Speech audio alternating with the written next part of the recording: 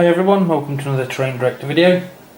So this is my third instalment for next New Year painting challenge, and I've finally got there with this guy. So this is my Wraithlord, and so what I've basically done is I went for like the grey sort of panel line look again as with my Wave Serpent.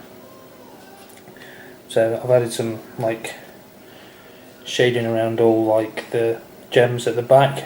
I didn't go too heavy into paint all the gems because there were just far too many on this. I did pretty much a lot of them anyway, as you can see, and my gems are not like the easiest in the world, because what mine is painting it black, dry brushing scab red over the actually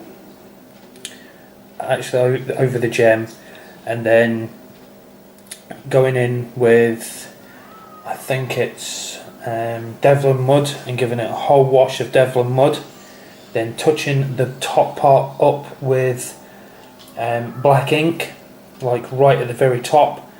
So if you can see inside, I'm probably not picking the best gemstone to display here. Maybe if we did one on the leg.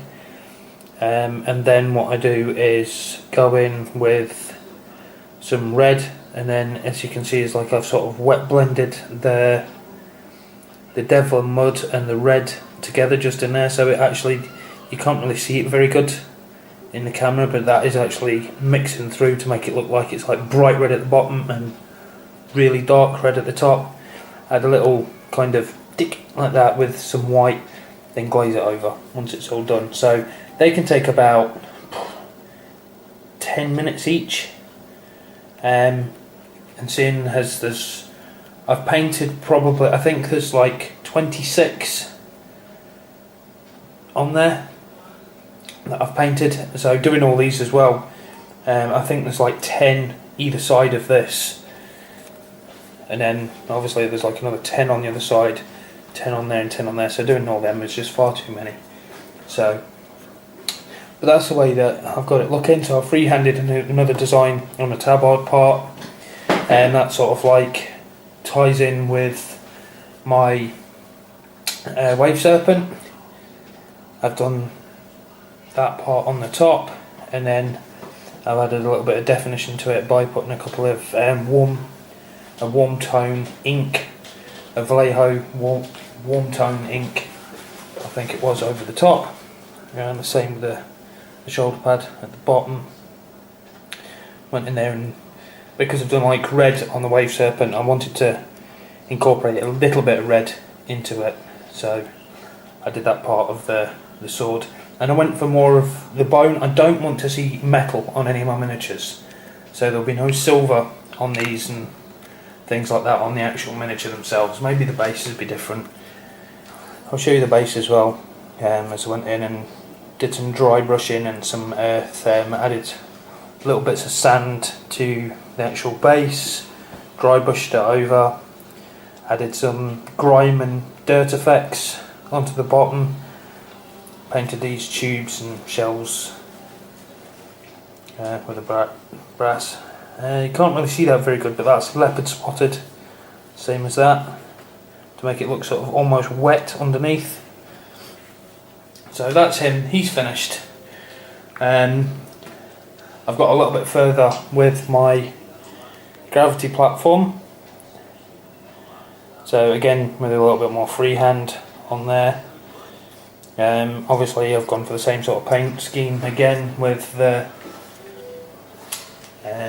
Wave Serpent. Obviously I just want everything to look like really uniformed, so when they're all together things are like looking the same throughout the whole army. So this is one of the crew which I've started work on, again carrying on the same theme through the armour with the grey panel lines, bone throughout, red tassel. Obviously they're my three colours, and then there's like blues in certain places. Not sure how I'm going to incorporate the blue into him. And the last is I've been doing a little bit more work on this autark. As you can see, like, I've greyed his panel lines up. I've gone in and started doing some bits and some experiments. I did this originally to try and make it look, well, as you can see, I tried to like blend it together to make it right thing, but it's not working for me, so I'm going to get rid of that and try something else. So that's pretty much him. He's got to have quite a lot more work done to him yet, but I'm just doing little bits of him because he's an absolute nightmare, and I'm hating painting this guy. I really am. He's just really doing my bonds in completely. Every time that I actually get one step forward, I end up going 2 steps back with him. In some cases, I was on a hangout the other day, and just when I actually started to get a really good run, they had a power cut. The next time I started to have a good run was when I started doing these washes down the sides, and it's actually started working for me. Zach fell over and hurt himself, not too badly, just actually made a mountain out of a molehill more than anything. Like, he tripped over one of his toys in the front room and banged his head on the floor.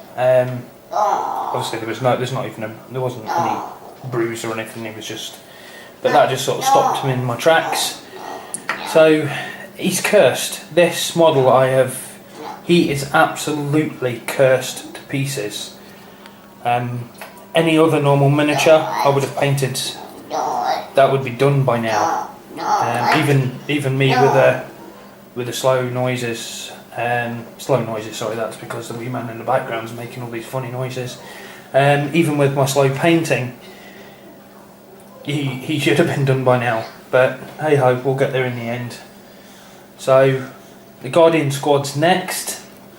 I'm going to try and get that painted up in my last week, so hopefully I'll get my Guardian Squad done, which shouldn't be, I'm not going to say it shouldn't be too hard. A week should be enough time to get that gravity platform done, the crew, and the Guardian Squad. So I'm done. I think I've done quite well. I've done my Wave Serpent, my Avatar, this guy, the weapons platform. I'll have my Eldar my Eldar troops, my Eldar Guardian Squad done, and this guy should be finished as well by then as well. So hopefully, I think that's not bad in a month, especially for someone who's not really a terribly fast painter. So I'm actually surprising myself for some of the things that I'm doing at the moment. And the one thing that I've really tried to do with this sort of challenge is push myself further to try and get better at painting. I'm never going to be amazingly good. This is probably the best sort of work that I'm ever going to be able to manage to do. In some cases I'm surprising myself. There's some things like this I would probably never be able to replicate that again. Same as the tribal things. I don't think I would ever be able to do them again. I don't know, maybe it's just freak luck, and that's what I'm going to call it, that I've managed to get them done like that. So hey ho, I'll leave it at that, and I'll say farewell and happy wargaming.